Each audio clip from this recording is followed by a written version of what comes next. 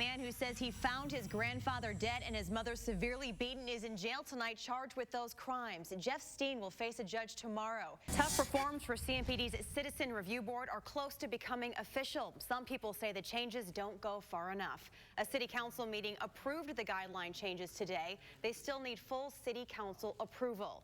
A California woman is safe tonight after cops say her ex-husband and son kidnapped her for an exorcism. We cannot make this up. Cops say the wild ride got even weirder when two priests hopped in. They doused her with what they're calling sacred oils and then dropped her off. Now, the woman's saying, hey, she is not possessed. The ex and son, they say otherwise, and they face kidnapping and conspiracy charges. Tonight, investigators are looking for a person of interest in the Table Rock wildfire in Burke County. Campers handed over a photo of a guy they saw near the picnic area around the time the fire started back on Veterans Day. An accused purse snatcher made it pretty easy for police in Salisbury to track him down. Listen to this. Investigators say Deontay Reddick accidentally left a doctor's report with his name and address at the scene. He's accused of taking a 76-year-old woman's purse on Wednesday. Vice President Joe Biden is back in D.C. tonight after spending the day in North Carolina. He stopped in Charlotte for a DNC event. The VP's motorcade backed up traffic in Ballantyne this morning. Traffic got really bad along the 485 interchange. The U.S. Airways and American Airline merger may hurt Charlotte Douglas's international flights. Forbes magazine reports many of Charlotte's South American flights will move to Miami. Charlotte will keep its hub. Richie Incognito has filed a grievance against the Miami Dolphins 11 days after his suspension. Incognito was suspended after Jonathan Martin left the team claiming he was bullied and harassed.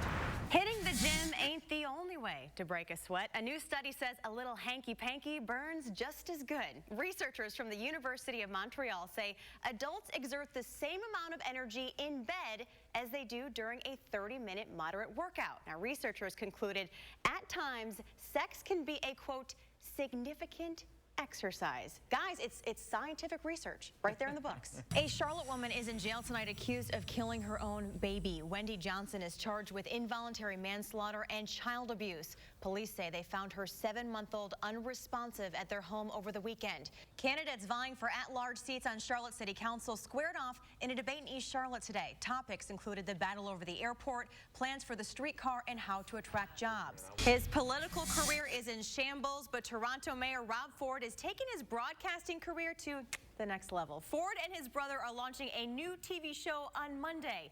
The radio show ended after the mayor admitted smoking crack while in office. A major step forward in the battle to become one airline. U.S. Airways and American Airlines reached a deal with the Justice Department allowing a merger. Tonight, local leaders say it's a big win for the city, the airport, and local travelers.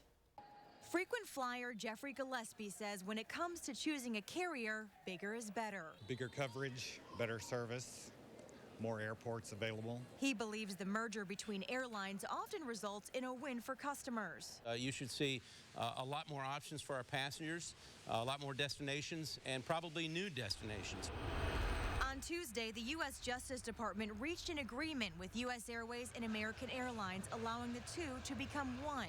The green light comes 3 months after the Justice Department sued to block the merger, arguing the combination would cut choices for customers and raise airfare. The settlement, expected to be a done deal next month, would result in the world's largest airline, with Charlotte Douglas maintaining its status as the second largest hub for at least 3 more years. We're very optimistic that with our prime location and our low cost, that this will be create new opportunities both for domestic and international service. Interim Aviation Director Brent Cagle says he's confident Charlotte's airport will remain tied to the airline beyond 2016 and that the merger is a great thing for the city and the state. Mayor Patsy Kinsey agrees, saying she looks forward to continuing to work with the airline's leadership to grow Charlotte Douglas and operate it as one of the best performing, lowest cost airports in the country.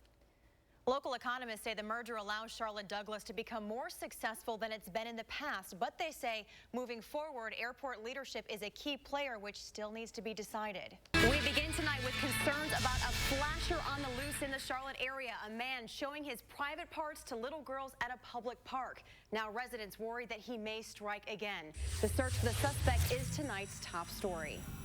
time he came around, he kind of looked at us and put his hand through his pants. Teresa Fisher says her daughter's innocence was taken in a flash. That a jogger came by and that he stopped and saw them and then reached down into his pants and pulled up his genitalia for the girls to see.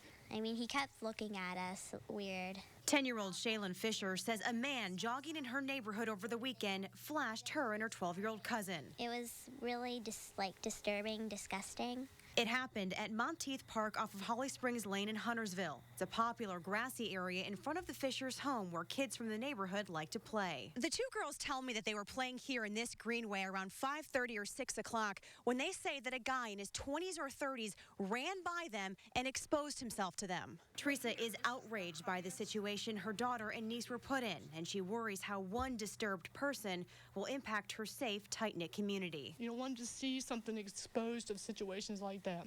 You're afraid, do you not let them play in front of you anymore? What do you do?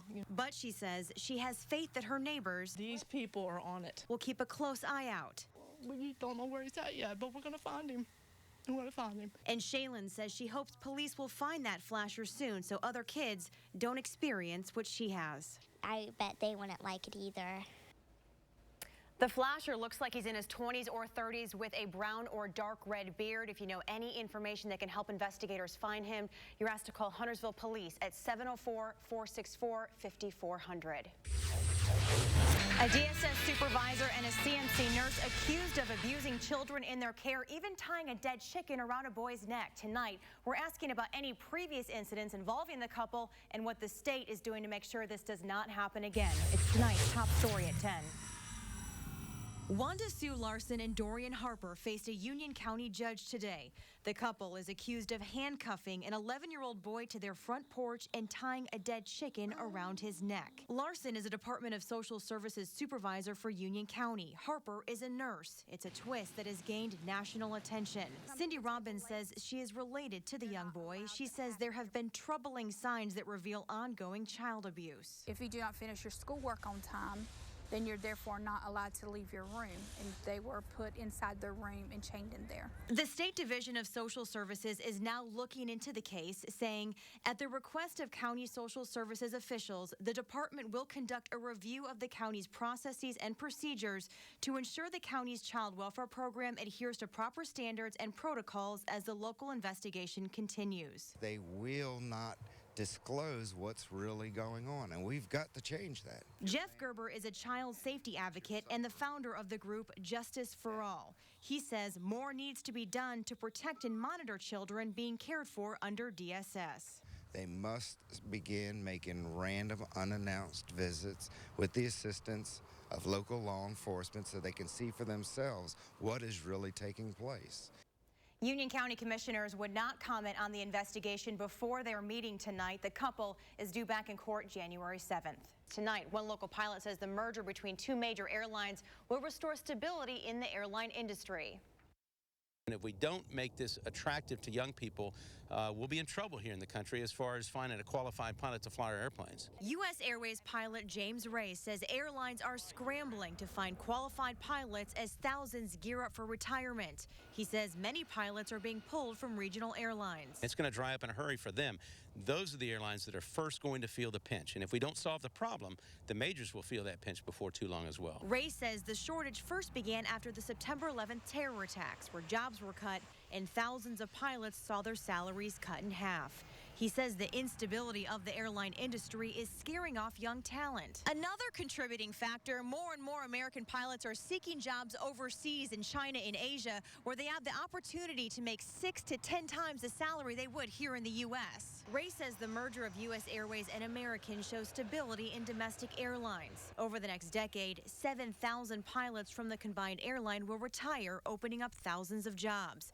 Good news for aviation students like Charlotte native Joseph Strebel. This merger, now that it's had stability, it makes the U.S. domestic market much more appealing versus the international airlines that pay much more. He says the merger gives him hope that he'll be able to pursue his passion here in the Queen City with Charlotte Douglas as home base.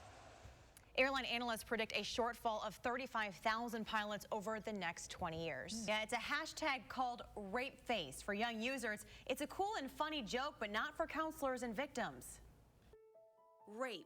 It's not a term often associated with humor, laughter, or anything funny for that matter. I think people really have a warped sense of humor. But a popular online trend is making a joke of sexual assault. Sexual assault is never funny. It's called Rape Face. It's a hashtag used to describe a photo of an awkward or mischievous smile, often followed by an LOL suggesting humor. When the phrase first started popping up back in 2008, it wasn't funny. It was used to describe that intense look on the face of a man before assaulting a victim. But now, thanks to sites like Twitter and Tumblr, it's taken on a new, more comical meaning, and it's gaining speed. It perpetuates a rape culture. Brandy Stevens is the director of counseling at Safe Alliance. She says when the word rape is used as a joke, it trivializes sexual assault and creates an environment where rape is accepted. That just desensitizes everyone to a very, very serious issue. She says it also downplays a horrific situation experienced by thousands of men and women every year. What if this happened to you? What if you were ever sexually assaulted? I mean, could they not think of anything else to joke about? Paris Coleman does social media for the Girl Talk Foundation. She says while these photos shouldn't be viewed literally as the face of rapists, she says hashtaggers beware. Every post is causing harm. Anyone who retweets it or, laughs at it or, tries to get other people to join in, they're definitely part of the problem as well. If you are a victim of sexual assault, you can find more information on the Safe Alliance on our web channel at WCCBcharlotte.com.